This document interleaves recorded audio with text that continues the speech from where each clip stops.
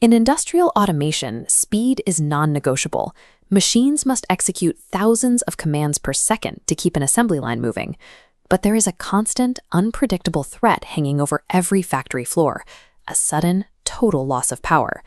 When memory architecture is misconfigured, a power outage does not simply stall production, it wipes the logic from the hardware entirely.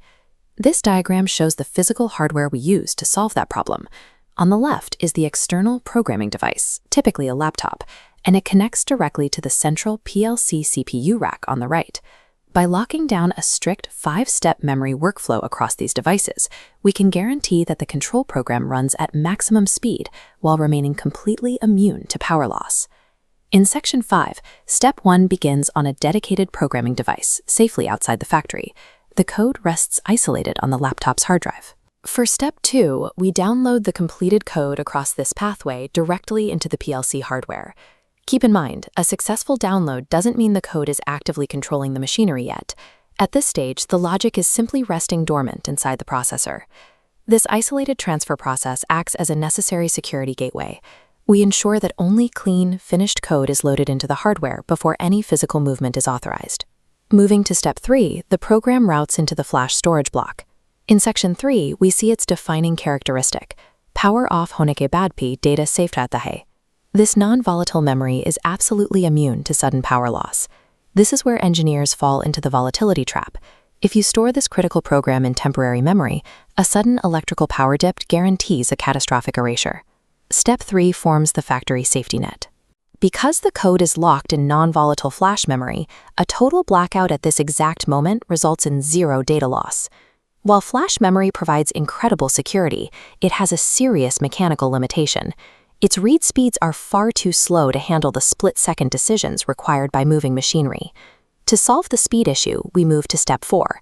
Following the dotted blue line, the CPU pulls a copy of the safe logic out of flash memory, loading it down into the RAM.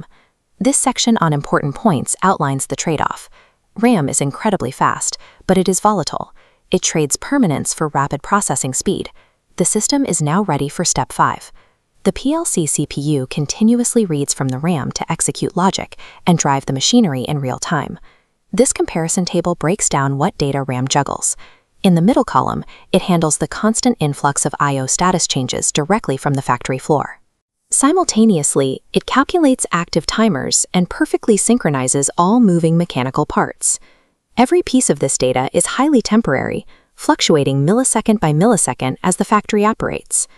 By splitting the workload, this dual memory architecture achieves two seemingly opposed goals. It runs dynamic logic flawlessly in RAM, while a pristine, untouched backup waits in flash memory.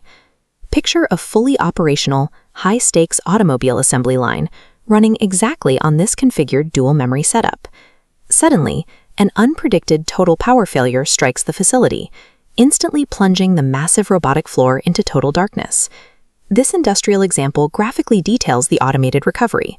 The millisecond power is restored, the volatile RAM is completely wiped clean, but the CPU bypasses the loss and instantly reloads the pristine logic from flash memory. The assembly line resumes. There is no need for manual intervention, and not a single line of code needs to be re-downloaded from a laptop. To verify you've mastered this survival architecture, look at this final interview question. Differentiating between volatile RAM and non-volatile EEPROM ensures the code survives a blackout and the factory remains operational.